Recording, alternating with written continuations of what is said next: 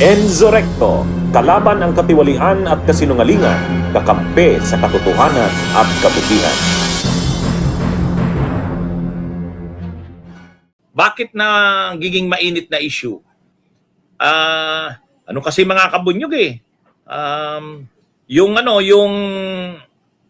mga bank records ni Sara, grabe ang magiging epekto nun sa kanya at sa kanyang pamilya.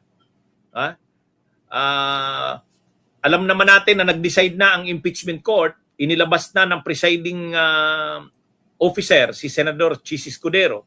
Nilabas niya na yung desisyon na pinayagan yung pagsubpina sa mga bank records, AMLAC records, BIR tax records ni Sara Duterte at ni Mans Carpio. Ay ibig sabihin nito, talagang mahuhubaran si Sara. Mahuhubaran si Sara sa publiko. Yung mga deposito sa bangko, yung mga lumabas, pumasok na mga transactions, at pinayagan ng impeachment court, pinayagan mula 2007. Mula 2007. Ano pa lang siya niyan? Vice Mayor yata siya niya ng Davao City. So ibig sabihin, makikita talaga ng publiko, ilan ba yung net worth? Ano ba yung mga ari-arian ni Sara Duterte?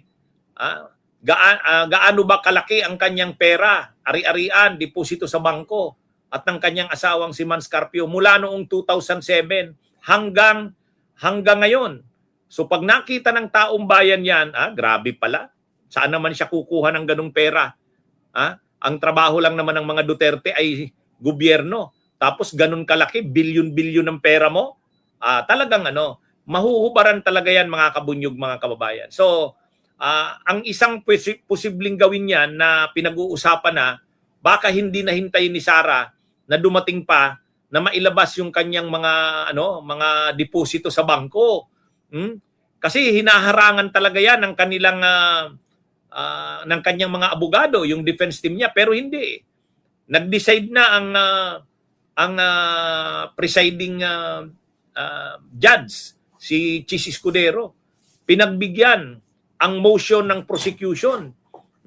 Kaya anong gagawin niya? Hahayaan niya ba na ipresenta sa publiko ang kanyang mga yaman? Makikita ng publiko gaano nga talaga kalaki ang kanyang mga deposito sa bangko? Ano-ano ba ang kanyang mga assets, ari-arian? Ang sunod na tanong diyan, saan galing ang mga ito? Alangan namang biglang lumubo yung kanyang yaman. Wala naman sila yung ama niyang si Digong, politiko naman yan. Mula pa nung panahon ni Cory Aquino, vice mayor na yan. Hanggang maging presidente. Ay kung legal lang naman ang source ng pagiging presidente lang o ni Digong at pagiging mayor ni Sara Duterte, kahit vice president, hindi ka makakatipon ng bilyon-bilyong peso. Ay ngayon yung asawa niya, may ano bang transaksyon ng kanyang asawang si Mans Carpio para umabot ng ganun kalaki ang mga pera? Ay kasi yung nakita pa lang natin sa SALN pa, ay sa ano pa lang ito yung AMLAC pa lang, Anti-Money Laundering Council, 6.7 billion. Mas malaki daw yung mga nasa transaksyon sa bangko. Sa Justice Committee hearing kasi noon, hindi naman sinugpi na yung mga bank records. Hindi. Pero ngayon, pinayagan na ng impeachment court. Ang mga bangko naman magko-comply yan . May mga joint accounts, may mga solong accounts si Sara, lahat 'yun mauungkat at ipapakita yan sa publiko. Ipipresent yan sa publiko. Kaya ang magiging reaksyon ng publiko diyan, parang katulad yan kay Corona. Ay 'di ba si dating Chief Justice Corona noon, nung nabuksan yung mga ilang milyon na deposito sa bangko ni dating Chief Justice Corona, kahit ang taong bayan, ano ba yan? Chief Justice ka tapos ganyan karami ang pera mo? Paano ka naman nakakuha ng ganyan karaming pera? Yun, na talaga yun. Nasira na doon si Corona. Hindi niya maipaliwanag . Nung panahon, si dating Ombudsman Mercedes Gutierrez na impeach din. Pero nung magsisimula na yung trial, wala na, nag-resign na lang siya. Bakit? Alam niyang ilalabas yung mga ano niya, deposito sa bangko, lahat yun. Si dating COMELEC chairman, Andy Bautista, ganun din, na-impeach din. Nung magsisimula na rin ang trial, nag-resign na rin lang siya.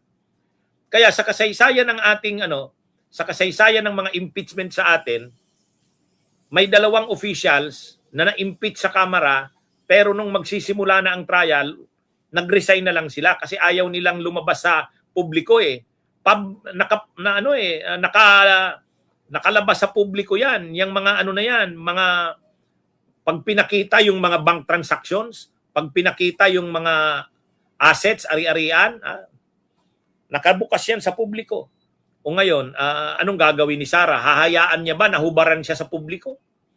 Kaya, ito mga kabunyog, isa sa mga kumakalat ngayon, nung hindi napigilan ang impeachment court, kasi pipigilan sana nila na wag pumayag ang impeachment court kaya lang, nag-decide na ang impeachment court.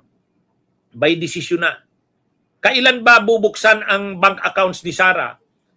Doon yan sa unexplained wealth pang-4 yan. Panghuli na yan. Panghuli na. Kasi simula mamaya o baka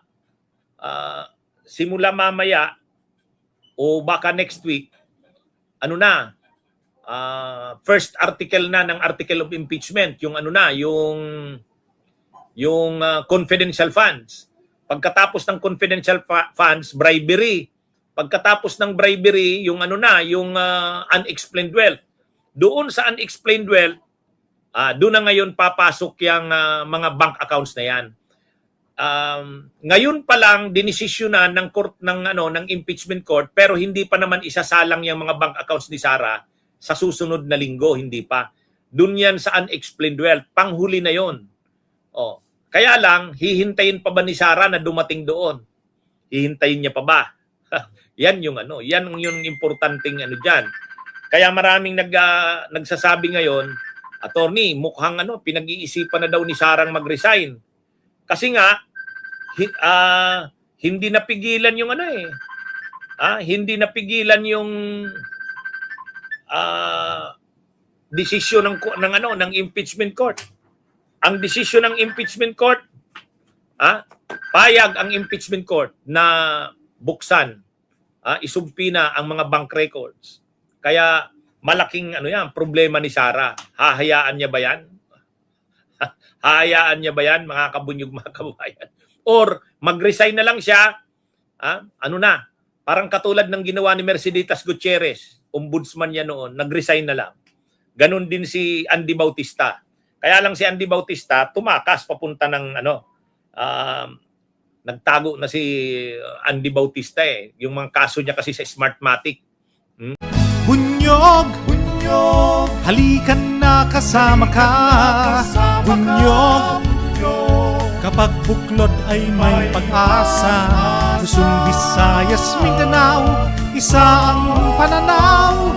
Sa bagong Pilipinas ang bunyog isisigaw.